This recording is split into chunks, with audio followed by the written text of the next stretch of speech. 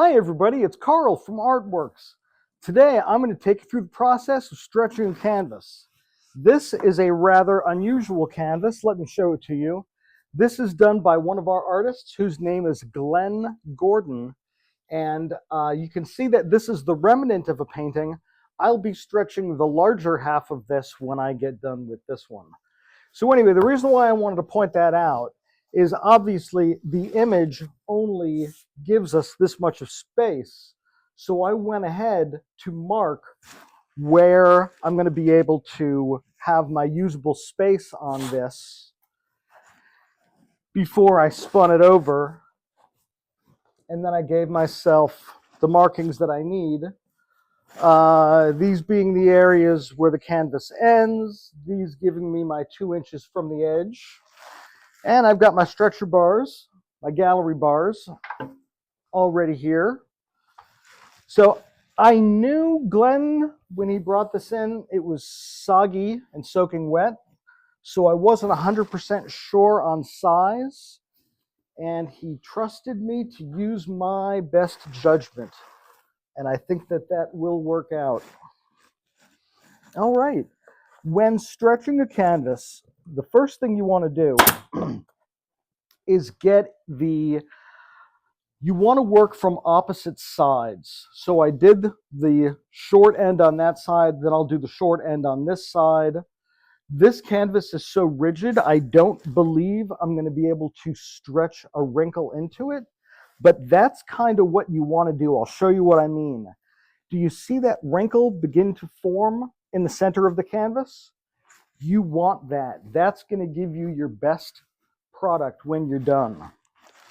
So let me demonstrate. Let me get this one in.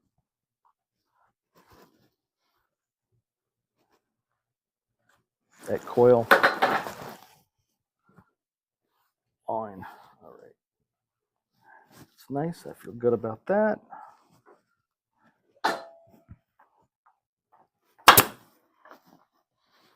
This one I probably won't get what I call the diamond pattern stretch, but we'll see.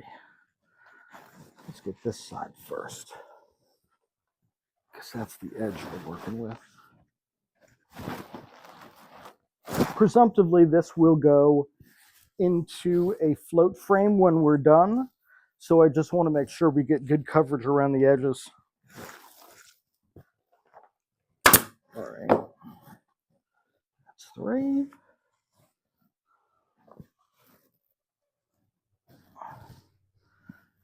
I feel good about that, yeah. Now, because we were working with kind of a weird thing, let's just check on this orientation. I think that'll work out nicely. I think that'll work out as a horizontal piece when we're done. Okay.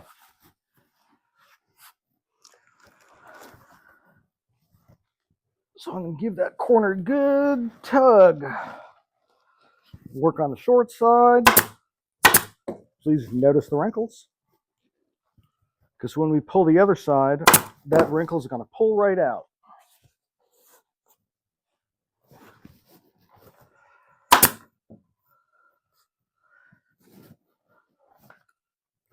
Traditionally, or should I say historically, canvases were pinned with little nails around the edge of the frame. But in more modern times that we live in, we do these thicker bars and we do the gallery wraps. And I tend to do all of my fastening of the canvas around the back of the frame. I do know some artists who still stretch their own canvases, and they do pin them around the sides. But that, to me, eliminates the ability to use a float frame, because you can see, unless you paint over those the holes that those pins made, they are visible. Whereas when all the pinning is done around the back of the frame, as we do, then you have the ability to either float frame it or standard frame it, and you've got the choice. Leaving people the choice.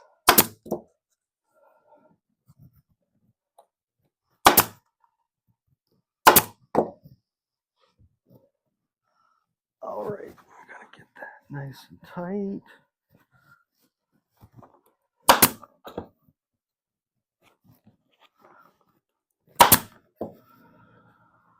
Another tip I could suggest for people who stretch their own canvases, when you plant in your staples, you want to plant them in at about a 45-degree angle. That will give you your best best hold on the canvas.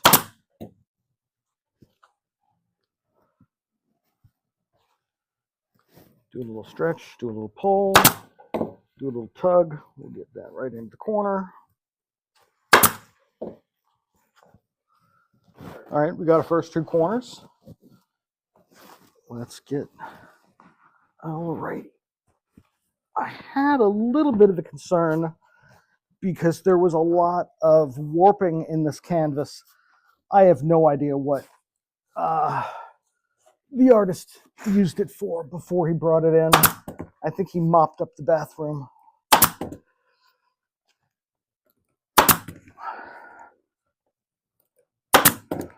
All right.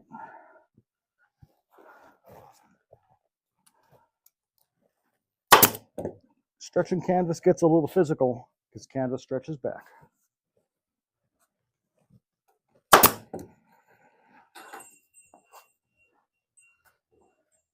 Hello, we have a guest. When you weren't looking, I got this corner done. So let's go ahead and spin it around, do the last corner, and then we'll wrap the corners. And that is oh so exciting. All right. Look at that. It is, I'm talking tight as a drum. I feel good about that. I like stretching canvas. I like framing. I like printing. I like graphic design. You know what? Kind of like art.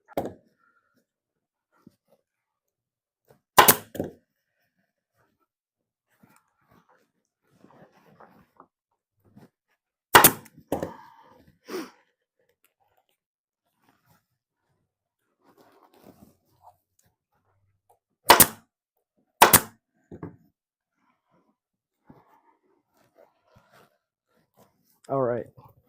Now we're going to get to the part that really makes me an expert stretcher, and that is my corners. Okay, we're going to grab that corner. You want to come directly out from, at a 45-degree angle, right out from the edge of the frame there. Wrap it. Go ahead and press that canvas down so you get a nice tight crease there. Fold that sucker over. Just want to tuck that in a little bit with your thumb so that you don't have any overlap there. Hit it once, hit it twice, hit it 3 times, and that's a nice tight corner. On the wall, that'll look fantastic. So since we're doing our wraps around the top and bottom, let's keep it consistent. Once more, came straight out from that corner. Make sure we got nice and well creased. Pull that sucker in as tight as we can. Tuck that in with our thumb. There we go.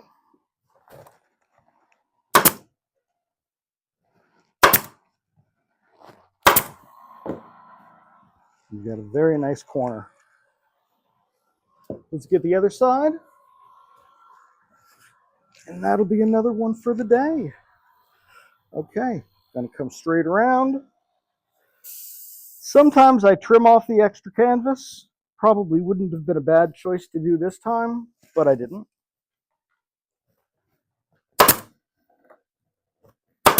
I suspect this will end up in a float frame, and in that case, that won't be a problem whatsoever. One more time. Pull that sucker around. Give it all we got.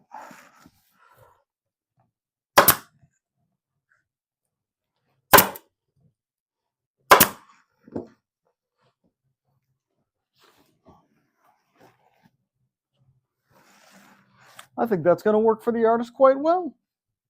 Thanks for joining me today, everybody.